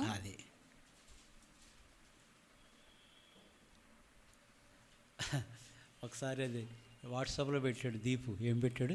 East or west. ఎంఏ చూపిస్తా వెస్ట్.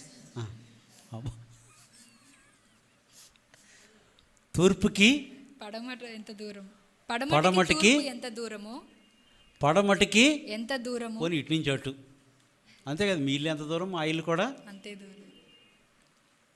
పడమటికి తూర్పు ఎంత దూరమో ఆయన మన అతిక్రమములను మనకు అంత దూరపరిచి ఉన్నాడు. అసలు ఇంక ఎడబాటు అయిపోయింది అంతే. ఇంకా దేవుని శక్తిని అర్థం చేసుకోవాలంటే మన విశ్వాస పరిమాణం పెరగాలి కదా. భూమిని ఆకాశాన్ని జాన్తో కూడి ఎంత శక్తిమంతుడు. శూన్యంలో ఈ భూమిని అంట వేలాడ తీసినవాడు. అర్థం చేసుకోవాలంటే చాలా కష్టం కదా. ఎంత శక్తిమంతుడు దేవుడు. మనల్ని కనికరించి ఈ ధూళికి ఎంత ఘనత ఇచ్చినప్పుడు మనం ఎంత జాగ్రత్తగా ఉండాలని దేవుని విషయాలను కృతజ్ఞత బుద్ధి కలిగి మనం జీవించాలి. పడమటికి తూర్పు ఎంత దూరమో ఆయన మన అతిక్రమములను మనకు అంత దూరపరిచి ఉన్నాడు. మనకు అంత దూరపరిచాడంట. భూమి కంటే ఆకాశం ఎంత ఉన్నతముగానదో తన యందు భయభక్తులు గలవారి ఆయన కృప అంత అధికముగా ఉన్నదంట. ఇంత గొప్ప దేవుని మనము కలిగి ఉన్నాం కాబట్టి మనమంట నీవు నేనంట ఇప్పుడు ఎవరో ఉన్నామంటండి ఆయన చేసినటువంటి చేతి పని అయి ఉన్నాం మనం. దేవుడు ముందుగా సృజించినటువంటి సత్క్రియలు చేయుటకై. అంటే అది అర్థం ఏంటి? నీకు చేతనైతే మంచి పని చేయాలి. మంచి పనులు చేసి వాళ్ళు చెడగొట్టద్దు. నీకు ఎక్కువైందా? మంచి పనులు చేసి వాళ్ళు చేయనివ్వండి. దేవుని స్తోత్రం. నీకు ఎక్కువైందో తక్కువ ఇస్తే దేవుడు నువ్వేది ఇత్తితే అదే కోస్తాం. అది దేవుడు చెప్పాడు కదా, సొమ్ముడు నీళ్ళు ఇస్తే పరలోకం బింది నీళ్ళు ఇస్తాను అనొద్దు. నీకు ట్యాంకర్ ఇవ్వాల్సి వస్తుంది తర్వాత. చాలా నీళ్ళు.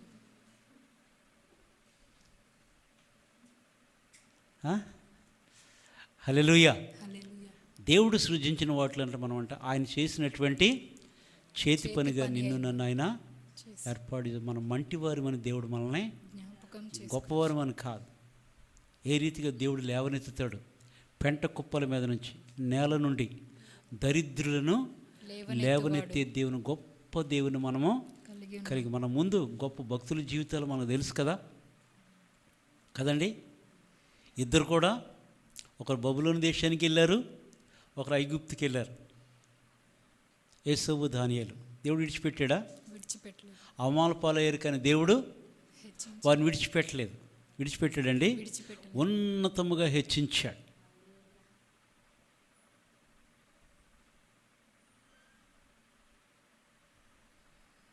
ఎంతగానో దేవుడు హెచ్చించాడు. దేవుడు ఎప్పుడు కూడా ఎవరిని కూడా ఆయన విడిచిపెట్టడు. అంత గొప్ప దేవుని మనం కలిగి ఆయన పని కాబట్టి నీవు నేను కూడా ఆ పరమ కుమారి చేతిలో మనమంట జిగటమని మనం ఎప్పుడు కూడా మర్చిపోవద్దు. దేవుని సంఘం అంటే మరి ఒకటి ఏంటంటే కుమ్మరు అని ఇల్లు. అర్థమైందా?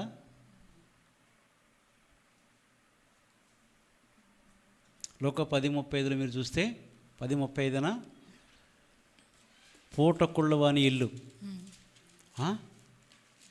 అమ్మో, ఉందా 10:35? మరునాడతడు 2 దేనారములు తీసి ఆ పూటకూళ్ళ వానికిచ్చి, అది ఖర్చు పెట్టు, మరలా వచ్చినప్పుడు తీర్చెదనని దేవుడే ఇస్తాడు. ఫిలోమోనుతో అంటాడు పౌలు ఒనేసిము విషయంలో, అతడు నీకు అతను ఏ నీకేదైనా నష్టమైనను కష్టం చేస్తే కలుగచేసిన యెడల అది నా లెక్కలో చేర్చి అంటాడు. అది నేనే తీర్తాను. ఆయనను ఆత్మ విషయం నీవే నాకు రుణపడున్నావు అంటాడు. ఆత్మ విషయంలో నీవే నాకు రుణపడి ఉన్నావని. చాలా జాగ్రత్త. మేలు చేస్తే దేవుడు ఖచ్చితంగా మేలు చెయ్యి. ఖచ్చితంగా నీకు దేవుడు ఎప్పుడు కూడా తూచి ఇస్తాడు. దేవుడు పక్షపాతి కాడు, మోసపోకుడి. దేవుడు వెక్కిరించబడడు. మనుషుడు ఏమి విత్తునో ఆ పంటనే. మన దేవుడంట వారి విషయమై దయగలిగి వారి దోషం నీకెన్నడూ కూడా నేను జ్ఞాపకము చేసుకొనను. ఆ పై వచనాలు మీరు చూస్తే కనుక 8:12 కాబట్టి 8:11 లాస్ట్లో ఆ మాట నేను ఎప్పుడు ప్రార్థనలో జ్ఞాపకం చేసుకుంటాను. వారిలో చిన్నలు మొదలుకొని పెద్దల వరకు అందరూ దేవుని తెలుసుకుంటారు. ఒక దినాన్ని అందరూ నన్ను ప్రపంచమంతా దేవుని తెలుసుకుంటారు. మనం ఉండొచ్చు, ఉండకపోవచ్చు. బైబిల్లో ఉంది కదా, సర్వలోకానికి సువార్త ప్రకటించబడి అటు తర్వాత అంతము వచ్చును. ఎవరి ద్వారా దేవుడు ప్రకటించుకుంటాడు. హల్లెలూయా. నీ కాలంలో నీకు ఇచ్చిన దాన్ని నీవు ఖచ్చితంగా నెరవేర్చడానికి మనం ఏం చేయాలంటే అండి, ప్రభు కృపను పొందుకుని మనం ముందుకి వెళ్ళాలి. దేవుడి కొద్ది మాటలు దీవించి ఆశీర్వదించునుగాక.